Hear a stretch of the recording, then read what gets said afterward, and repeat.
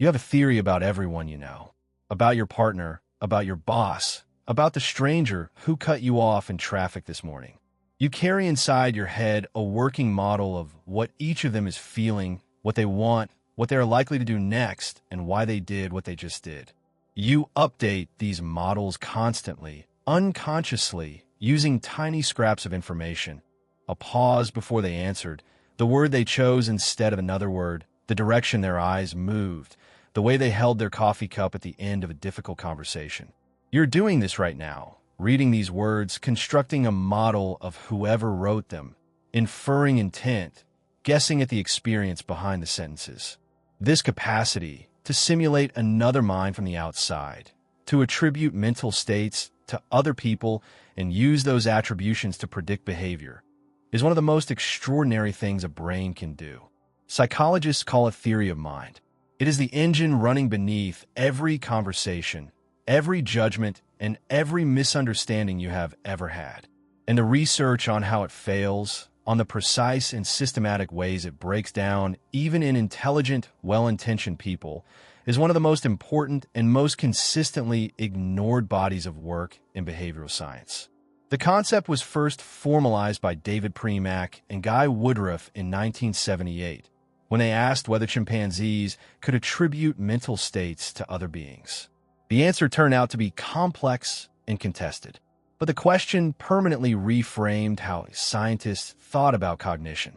Within years, researchers Simon Baron-Cohen, Alan Leslie, and Uta Frith designed a now-famous experiment, the Salian task, to test whether children could understand that another person could hold a false belief.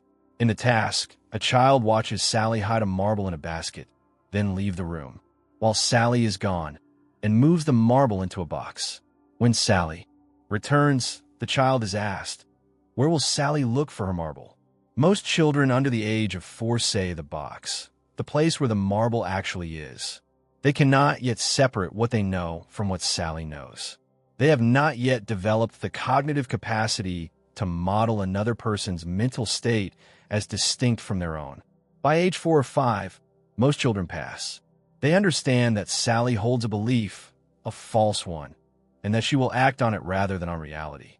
This is theory of mind becoming operational. What nobody warned us about, and what 4 decades of research has made increasingly clear, is that passing this test as a child does not mean you have mastered the skill as an adult. It means you have access to the mechanism. What it does to you from there is a different story. Here is what the adult version of this failure looks like. You know your own reasoning, your own intentions, your own full context. You know that you stayed silent in that meeting because you were overwhelmed, not because you were dismissive of the idea. You know that the delay in responding was because of a work emergency, not because you were avoiding the person. You know exactly why you did what you did. The problem is that other people do not have access to your internal state. They can only see your behavior, and they fill in the invisible gap between that behavior and its reasoning with their own assumptions and interpretations. And you do exactly the same thing to them. Psychologists call this the curse of knowledge. Once you know something, it becomes deeply difficult to imagine not knowing it. You cannot unknow your own intentions. You cannot feel how your silence landed on someone who had no access to the emergency that explained it. Your mental model of their experience of you is built from information they never received. This is not a failure of empathy in the usual sense of that word. It is a structural feature of the way minds attempt to simulate other minds. The research reveals that this failure is not random. It is systematically biased in predictable directions. One of the clearest patterns is what Nicholas Epley at the University of Chicago calls the illusion of transparency, the consistent overestimation of how visible our internal states are to others. When people feel nervous before a presentation, they believe others can detect their nervousness far more clearly than those others actually can. When they feel guilty, they assume their guilt is legible on their face and in their voice. When they feel enthusiastic, they're surprised when others miss it entirely. The mind believes it is a window, is closer to frosted glass. The other direction of failure is equally consistent. We tend to assume that people who disagree with us have simply not understood our reasoning, that if they could only see what we see, they would reach the same conclusion. We rarely consider that they have fully understood our reasoning and rejected it because they weight values and evidence differently. We mistake failure to persuade for failure to communicate, when the actual gap between them is almost always much deeper and more structural than the words either of them chose. There's a third pattern, and it may be the single most consequential. When we model other people's mental states, we tend to use our own current emotional state as the unconscious baseline. Research by Leif van Boven and George Loewenstein shows that people consistently underestimate how much their own temporary internal states color their simulations of others. When you are angry, you predict that others will respond to a provocation more aggressively than they actually will. When you are afraid, you estimate threat levels in the environment as higher than a calm person would. When you are in a secure and trusting state, you overestimate how much others are feeling the same security. You are not modeling them accurately. You are constructing a version of yourself projected outward, dressed in their name and their clothing. This is called the projection bias.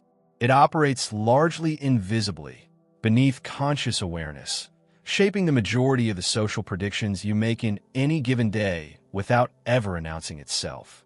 None of this is a personal character flaw. Theory of mind is genuinely, structurally difficult. Simulating another consciousness from the outside, with limited information, in real time, while also managing your own cognitive load and emotional state, is perhaps the most computationally demanding thing a social brain attempts. The remarkable fact is not that we fail at it. The remarkable fact is how often we succeed. How often a quick read of a face or a tone of voice is accurate enough to navigate a complex social moment without serious collision. But the failures are not evenly distributed across all relationships and all situations. They cluster specifically in the relationships where stakes are highest, where we assume we know the other person so well that we have quietly stopped actually checking. They cluster in conflicts, where each person is simultaneously certain they understand the other's real motives and equally certain that the other fundamentally misunderstands theirs. They cluster in moments of silence that we filled with a story we invented, in a look we interpreted without asking, in a behavior we explained using an intention the person never had. The mind's model of other minds is useful, often brilliant, and persistently, reliably wrong in ways that the mind itself never announces and almost never notices.